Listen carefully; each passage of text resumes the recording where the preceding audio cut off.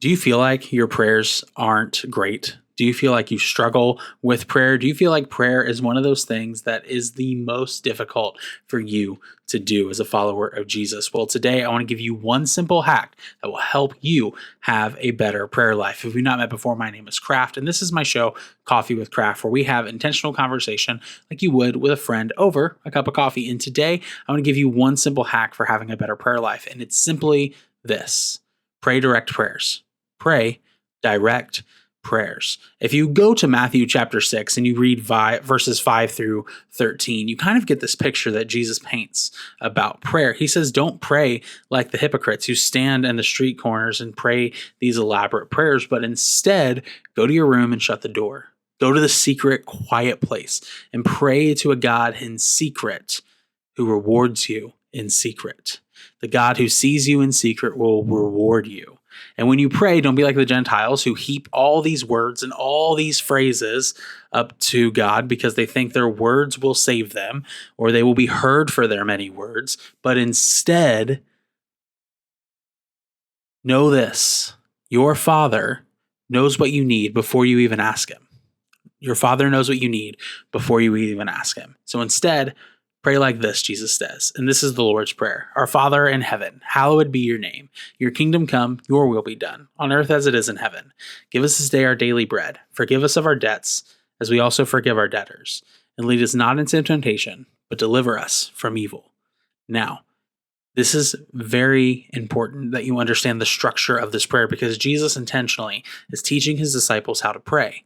He's first telling them, hey, remember who God is. When you say, Our Father who is in heaven, hallowed be your name, you're saying your name be made holy. You are reminding yourself, not reminding God. God knows he's holy. God knows he's set apart. God knows he's different.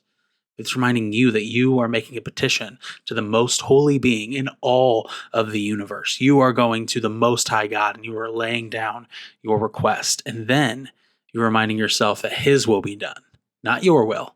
His will. You see, prayer aligns our hearts to God's will. I love the way 1 John 5:14 says it. It says, this is the confidence we have in approaching God, that if we ask anything according to his will, he hears us. Anything according to his will. Not our will, not Craft's will, not your will.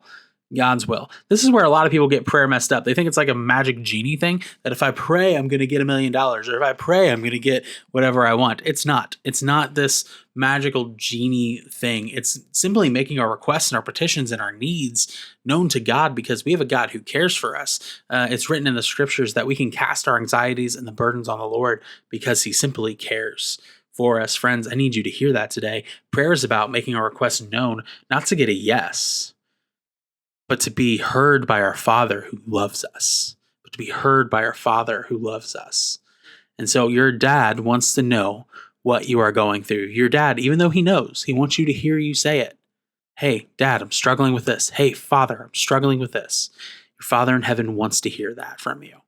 Now, not only does Jesus teach them to say, holy be God, and your will be done, he then goes into, give us this day our daily bread. Give us this day our daily bread. This is a prayer for need. This is a prayer for need. This is a request for God. Meet my needs today. Then it goes on to forgive me, God, for I know I have sinned against you, right? Forgive us our debts. Gosh, man, God wants to forgive you. Ask for that forgiveness. And then be reminded that you ask for forgiveness because you have been forgiven. So therefore you forgive others, right? So as we forgive our debtors, and lead us not into temptation, but deliver us from evil. Lord, lead us away from temptation, lead us away from the struggle, and lead us into your light. Lead us into your way, your path, God. And so the Lord's Prayer is this beautiful prayer of this reminder that we all have needs, both physical and spiritual, and we can lay those at the feet of God on a regular basis. It's important to pray directly to God what you need. You don't need long phrases. You don't need elaborate phrases. You simply need to just make your request known. Make your request known. Now, I also want to remind you of this, James 5:16, where it says this, therefore confess your sins to one another and pray for one another that you may be healed. The prayer of a righteous person is both powerful and effective. The prayer of a righteous person is both powerful and effective. The prayer of a righteous person is just somebody right with God, somebody who has a right relationship with God. That prayer is said to be powerful and effective. So honestly, as we go and we make our petitions to God and as we go with other people, this is a reminder that our heart has to be right. Our heart has to be in alignment with God's will, and we have to seek His will above our own each and every day. This is a hard thing. It's not an easy thing. That's why the path is narrow and not wide. The way to life is death to self in living in the pattern of Jesus Christ. And it's hard. It's difficult. It's not easy. I mean, welcome to the Coffee with Craft podcast, where we're going to keep it real today. Like, it's hard. But man, this simple act of praying directly to God will change your prayer life, because you are going to Him and you're not going, God, man, I'm just really struggling today. It'd be great if I had any help. Like, what are you asking for? I know you're asking for help, but like, what specifically are you asking for? And so instead of that, I want to challenge you to pray direct and specific prayers. And I want to tell you 2 stories as we wrap up our time together today. Story number 1, I was just in a situation where I was unemployed. I was working at a gas station. I was doing a church internship, and I was off of full-time work, and I was kind of just doing all of this stuff and really, really struggling. And as I was walking through this struggling season, in my journal, I wrote down a number that I knew I would need from a full-time job, and I circled it.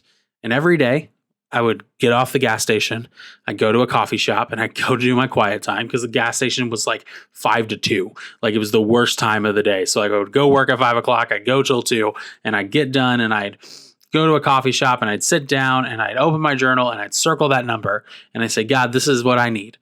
This is what I need to get ahead. This is what I need to move forward. And it wasn't a high number, honestly. Like, it was $35,000. I'll just be straight with you, right? Like, that's all I was praying for. I was praying, God, I need a job that provides that much. And then, as I prayed for 3 months, and as I interviewed, and as I went through the process, I got a job that gave me exactly what I needed. And it was a blessing and a gift from God. It allowed me to get my footing. It allowed me to really get my bearings and to begin to do some good work in and on myself. It allowed me to get my own place for the first time and all of that, simply because, man, I prayed directly to God and I asked, God, meet my needs. I can't do this without you. And I shared my need directly with Him. And guys, He met it. Now, I'm not going to say that He's going to give you any amount you circle in a prayer journal and pray about for a long time. That's not what I'm saying. I'm not saying you're going to ask for $1 million and He's going to give you $1 million.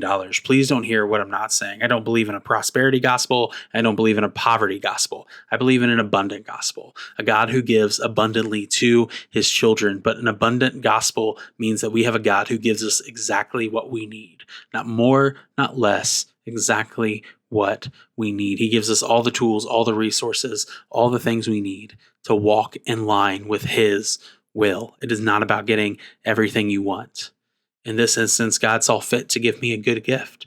And I was super thankful and appreciative of it. And today, it's still this reminder that God gives me what I need. Now, I want to share one more story, because that was a long time ago. That was 2018.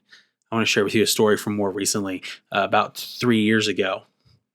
I was getting ready to get married to my lovely wife, Samantha, and I'd lived with roommates at the time, and I forgot that I didn't own a washer and dryer. I've had a washer and dryer for a couple of years because it was my roommates. And all of a sudden, I'm about 2 months out from getting married. My roommate is moving out, and I'm not going to have a washer and dryer anymore. I'm going to be washer and dryerless. My new bride is going to have to do laundry at a laundromat. That's not acceptable. That's not okay. And I was already stressed out because I was like, man, how am I going to pay for that on top of a honeymoon and on top of wedding stuff and on top of things just to live? Because like I had bills too. And it's like, all right, God, I'm going to bring my request to you. And I was laying on the couch and I was praying about it and I was talking to God about it. And then I simply just made a Facebook post. I prayed, I talked to God and said, God, this is what I need.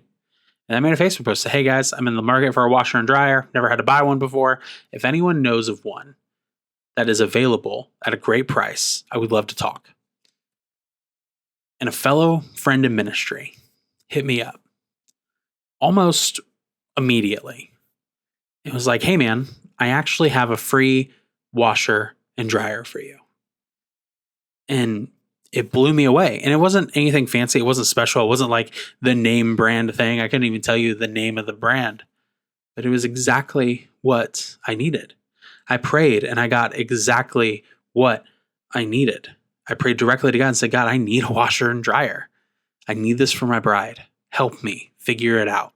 And I would have been okay buying it. I could have bought it. Like I know God would have made a way for all of that to work. But instead, he saw it fit to give me this good gift of a washer and dryer for free. And man, like my Father knows what I need even before I ask him. Let me say that again. My Father knows what I need even before I ask him. Your Father knows what you need even before you ask him. Friends, I want to encourage you today that you can pray direct prayers, that you can go to a God who loves you and cares about you, and that this is the confidence we have that if we ask anything in accordance to his will, he hears us. So if you want to change your prayer life radically, pray direct prayers. And if you want to learn what it means to have a vision for your life, then do me a favor and click right here so you can do just that.